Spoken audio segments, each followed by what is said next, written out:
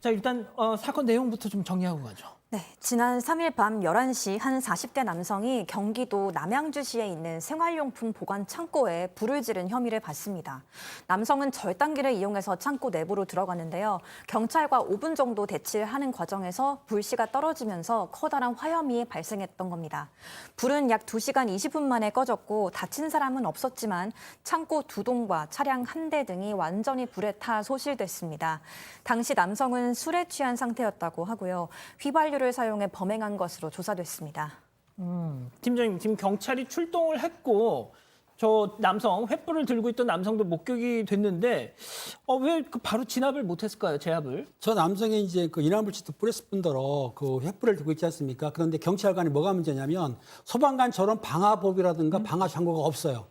그러다 보니까는 체포를 해야 되는데 태정은 쏘지도 않았고 좀 저 같은 경우는 태전을 쏘든가 좀 달려들었을 텐데 그 불나면은 큰일이잖아요. 그러니까 아마 적극적으로 대처를 못한 것 같아요.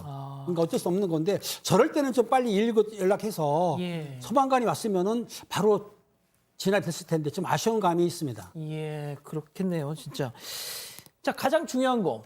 도대체 왜 불을 질렀답니까? 그렇죠. 방화 범죄도 동기가 있습니다. 왜 불을 질렀냐라고 이제 질문하니까 이 남성이 이 아내가 있는데 이 아내의 내연 관계에 있다고 여기는 지인이 소유한 창고가 이 창고라고 합니다. 그래서 너무 화가 나서 창고를 불질렀는데 또 이 창고는 아내가 모델 활동을 좀 하고 있는데 이 모델 활동을 하고 있는 아내가 촬영을 했던 장소이기도 해요. 요새 뭘 이런 촬영도 저런 데 많이 하니까 예. 두 가지가 겹치는 거죠.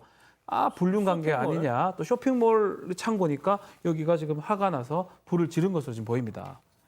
자, 승현님. 네. 아니, 아내의 외도가 의심이 된다. 근데 그거를 저기 창고에서 촬영을 했다. 그 창고의 주인이 그 외도, 자신의 아내와 외도를 하고 있는 것 같은 그 남성이다. 아니, 그러면은 일단 부인한테 확인부터 하고 추궁을 했어야죠. 왜 불을 질러, 왜? 사실 지금 이 남성의 입장은 앞뒤를 전혀 재지 않고 그냥 자기 생각에 그냥 매몰되어 있는 상황인 것 같아요. 아까 제가 말씀드렸지만 주변에 인화물질을 뿌리고 그다음에 그걸 어떤 그 점화를 할 수 있는 횃불을 들고 있었다는 건데 그리고 그 장소가 자기 아내가 일했던 장소임에도 불구하고 그런 걸 앞뒤를 가리지 않고 이야기를 했다면 저는 모르겠습니다. 분명히 어떤 그 아내에 대한 집착이라고 우리가 지칭하는 병명이 있을 거잖아요. 거기에 대해서 좀 조사를 해야 되지 않느냐. 저런 행동은 앞으로 형을 살고 나와도 아내에 대한 집착이 계속 한쪽 방향으로 외골수로 간다면 또 일이 발생할 수 있기 때문에 저는 반드시 저런 사람에 대해서는 엄중하게 처벌해야 되지만 또 치료도 함께 해야 되지 않을까 그렇게 생각합니다. 자, 그런데 말이죠. 이 정도로 끝나는 거였으면 저희가 전해드리지 않았을 텐데 정말 어처구니 없으면서도 놀라운 사실이 밝혀졌습니다. 체크포인트 짚어보죠.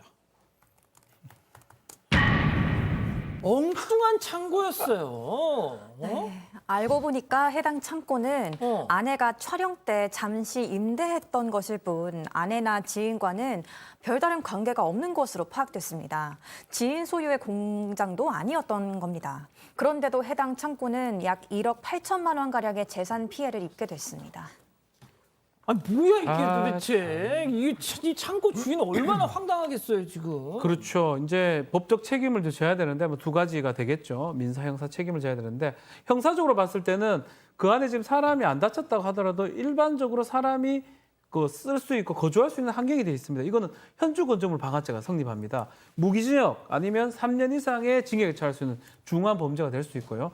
이 지금 창고 주인 같은 경우는 보험에 가입돼 있으면 모르겠지만 그게 아니라 하재보험 아니라 그러면 이 남성한테 이제 손해배상 청구가 가능하긴 한데 글쎄요 어떤 재산이 있는지 그 부분 좀 확인해야 될 것 같고 이 사람 정말 만약에 재산이 없다.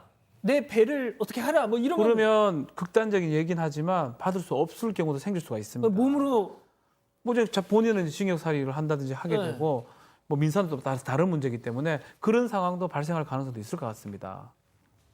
야, 이거 진짜 이게 무슨 날벼락이에요, 정말. 이런 경우가 제일 답답하고 황당한 거죠. 분명히 잘못을 했는데 그 잘못했는 사람에게 우리가 줄 수 있는 거는 국가 공형벌밖에 없고 정말 전혀 그 사건과 관계없는 피해자가 손해배상을 받지 못하는 상황도 만드는데 혹시 제가 중간에 이야기하다 살짝 지나가는 게 술 먹었는 게 있거든요, 앞에. 그러면 이 사람이 이런 경우에 있어서 심신미약이라고 주장하지 않을까? 그러면 또 형이 낮아지지 않을까? 그렇게 많은 시청자들께서 오해를 하실 수도 있는데 혹시 강서구 PC방 사건 기억하시는지 모르겠지만 그때 우리 형법이 바뀝니다. 그래서 심신미약인 경우에 반드시 그 사람의 형을 감경해야 한다 해서 감경할 수 있다라고 바뀌었습니다. 그래서 정말로 이 사람이 심신미약이라고 보인다 할지라도 감경 안 당하니까 걱정하지 마시고 그 다음 문제에서는 이 사람 분명히 자기 행동이 어떤지 분명히 알고 있었기 때문에 사물의 변별 능력, 의사의 결정 능력 충분했다고 보여서 심신미약 될 수 없다. 그렇게 말씀드리겠습니다. 자, 팀장님, 그 경찰이 이거 관련해서 한 얘기가 있죠? 그렇습니다. 지금 피해가 지금 한 1억 8천만 원 왔다고 하는데 실제적으로 요거는 이제 피해자가 건물은 보험이 들었어요. 건물은 나오는데 그 건물 안에 들었던 상품 문제는 보험 처리가 될지 안 될지는 모르겠습니다. 두고 봐야 되는데 이 피해자가 형사처벌을 받는 건 별도로 하고 아까 변호사님 말씀한 대로 보험이 안 나올 경우에는 손해배상 청구할 수는 있습니다. 손해배상 청구할 수는 있는데 본인이 재산이 없을 경우에는 이것도 만만치 않게 받을 수가 없는 상황이 되는 거죠. 아, 참 어처구니가 없네요. 알겠습니다. 세 번째 사건 이렇게 정리하고요.